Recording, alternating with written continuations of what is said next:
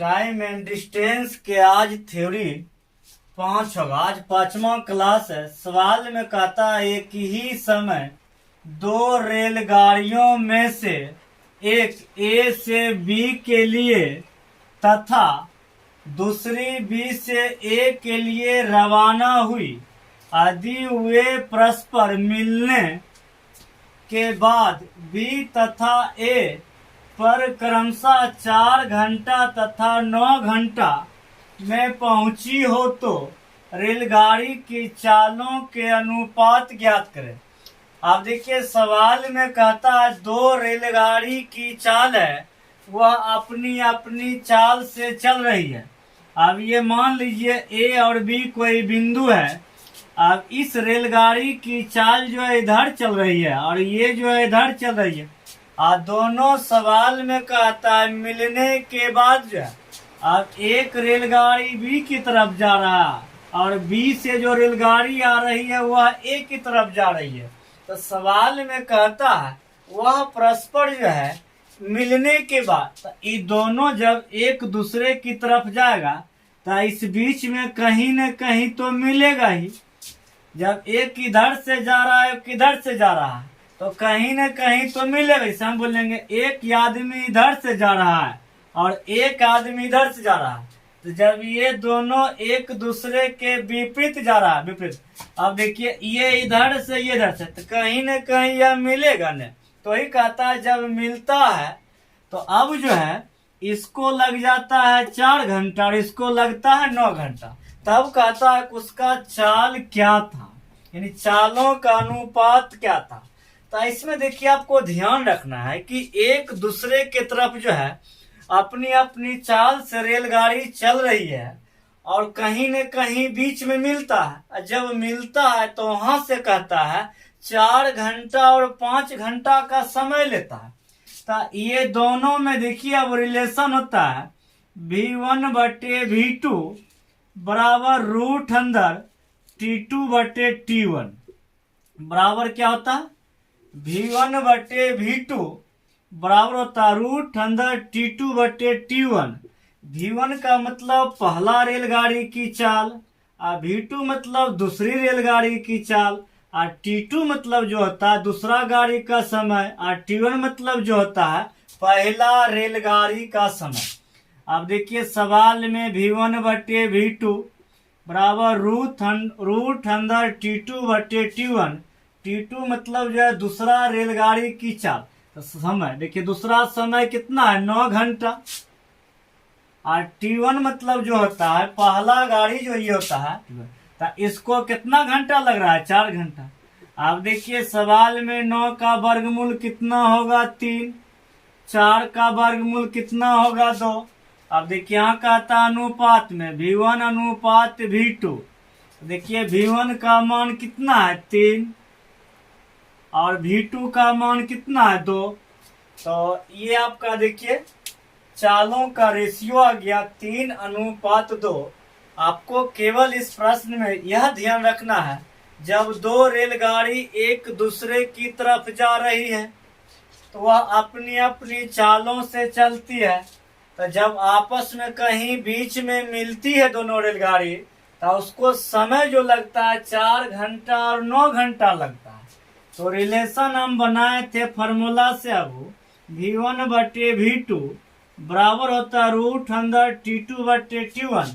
V1 मतलब पहला रेलगाड़ी की चाल, V2 मतलब दूसरी रेलगाड़ी की चाल, T2 मतलब जो होता है मिलने के बाद जो समय लगता है वह दूसरा रेलगाड़ी की समय है और T1 जो है जब दोनों रेलगाड़ी आपस में मिला तो उसके बाद जब उसको पहुंचने में समय लगा उसी T1 है। अब यहाँ देखिए V1 अनुपात V2 का मान कितना आ गया 3:2। क्वेश्चन नंबर 2 है दो ट्रेन ए तथा बी एक ही समय दो बिंदुओं से एक दूसरे के विपरीत दिशा में चलती है एवं बीच में मिलने के बाद निश्चित बिंदु पर क्रमशः 3.1/3 घंटा और 4.4/5 घंटा में पहुंचती है। यदि ए ट्रेन की चाल 12 किलोमीटर प्रति घंटा हो तो ट्रेन बी की चाल ज्ञात करें। अब देखिए सवाल में हम बताए थे अब कि जब दो ट्रेन एक दूसरे के विपरीत जा रही है, विपरीत कहते हैं यानी एक ट्रेन इधर से जा रही है तो एक ट्रेन उधर से आ रही, ये ट्रेन जो है आपस में कहीं तो कहीं मिलेगा नहीं। जब मिलने के बाद जो उसको समय लगता है और ये ट्रेन के अपनी अपनी तो चाल होगी, तो उसमें से हम बताएंगे, क्या बताए थे, V1/V2 बराबर होता है √T2/T1। V1/V2 बराबर होता है √T2/T1। V1 हो गया आपका पहली ट्रेन की चाल और V2 हो गया दूसरी ट्रेन की चाल। जब आपस में दोनों के दोनों किसी से ये हो गया तो इधर से कोई ट्रेन जा रहा और इधर से कोई ट्रेन, कहीं न कहीं मिलेगा। तब मानिए किस बिंदु पर मिल गया, जब मिलने के बाद जब उसको समय लगता है तो ये हो गया दूसरी ट्रेन के समय, ये हो गया आपका पहली ट्रेन की समय। अब देखिए इसमें से सबका मान दिया गया है। सवाल में देखिए V1, देखिए ट्रेन ए की चाल कितना है, 12 किलोमीटर प्रति घंटा और V2 का मान निकालना है और समय का जो मान है T2, देखिए 3.1/3 है तो ये जो है आपका T1 का मान है और ये दिया 4.4/5, ये आपका T2 का मान है। देखिए 4×5 = 20 और 20 और 4 कितना होगा, 24/5 बटे T1। तो 3×3 = 9 है, कितना हो जाएगा 10/3। अब देखिए सवाल में ये गुना आपका 3 ऊपर होगा, 12/V2 24 × 3/5 × 10। तो आप देखिए काट दीजिए, 12 दूना 24 और 5 दूना कितना होगा 10। तो देखिए 12 दूना 24, 12 × 3 कितना होगा 36, 12 × 3 36 होगा, 5 × 5 कितना होगा 25। देखिए 12/V2